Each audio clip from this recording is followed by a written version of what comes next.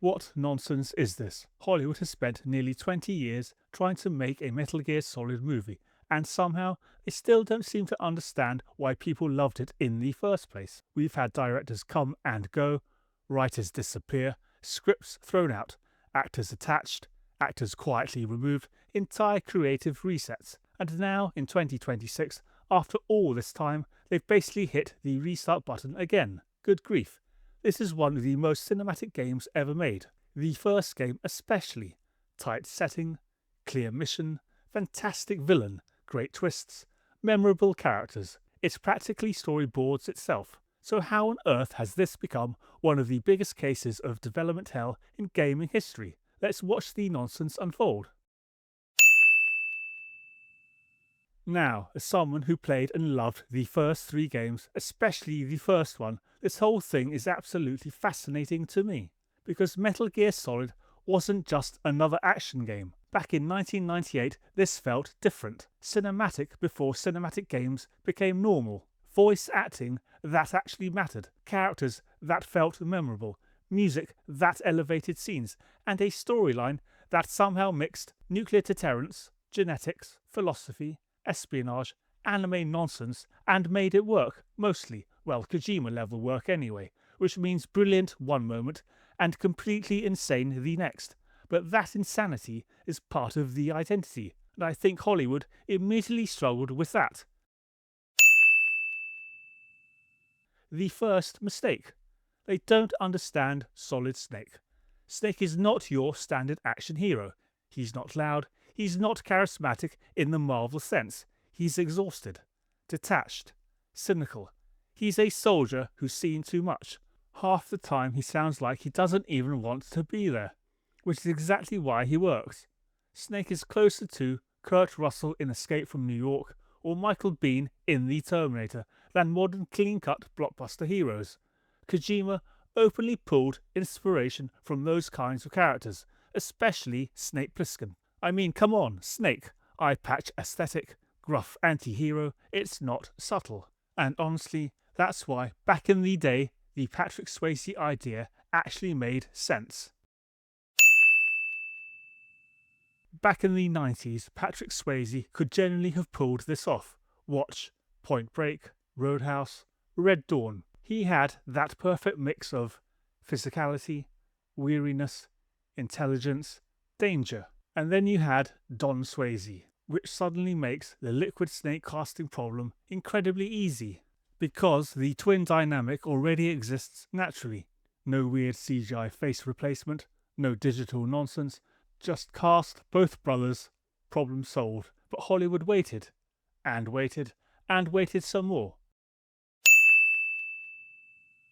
Now here's where things become properly bizarre. David Hayter, the actual voice of Solid Snake, reportedly wrote an early screenplay for the movie. Think about that for a second. The man who helped define the character wrote a version of the adaptation and Hollywood basically ignored it. Good grief. Imagine making a Batman movie and ignoring the guy who understands Batman better than most writers in the industry. Because David Hayter understood the tone. The balance between seriousness, weirdness, military, tension, and ridiculous Kojima insanity, which is incredibly difficult to pull off. Then we enter the Jordan Vogt-Roberts era, and honestly, this is probably the closest the movie ever came to actually feeling like Metal Gear, because unlike a lot of Hollywood adaptations, this guy was clearly a genuine fan. He understood the aesthetic, the weirdness, the surreal imagery, the exaggerated military anime atmosphere, and then the concept art starts appearing online. Some of it looked incredible.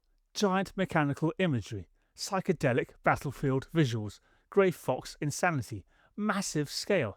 At times, it looked less like a standard film adaptation and more like someone trying to film a Kojima hallucination, which honestly might actually have been the correct approach.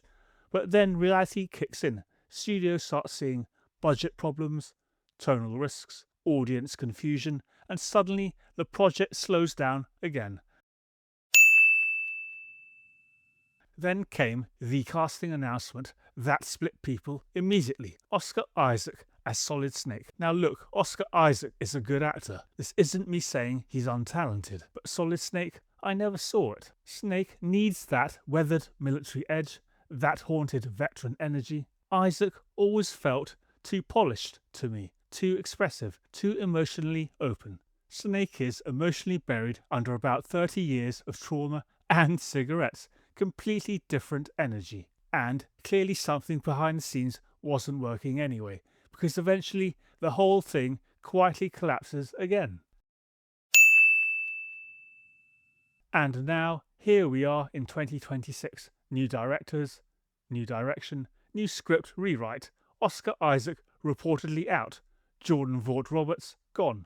Basically, mission failed, return to base. Again, after 20 years. 20 years, that's absurd. Entire franchises have come and gone in less time. I think the real problem is this. Metal Gear Solid is tonally dangerous. If you make it too serious, it becomes dry military nonsense. But if you lean too far into the weirdness, casual audiences may reject it completely, because this is a franchise where a psychic reads your memory card, a ninja survives impossible injuries, villains monologue for 20 minutes, and people explain geopolitics during boss fights. Somehow, Kojima made all that work. Hollywood keeps trying to fix it, and I think that's the mistake. Honestly, I still think the first game could work brilliantly as a film, especially if they keep it contained. Focus on Shadow Moses, atmosphere, paranoia, isolation, foxhound.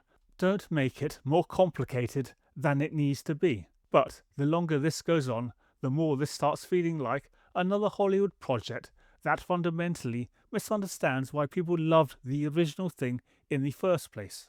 Anyway, what do you think? Who should play Solid Snake? Was Patrick Swayze the ultimate missed opportunity? Could this work better as a HBO-style series instead of a film? And do you trust Hollywood anywhere near Kojima-level insanity at this point? Let me know in the comments.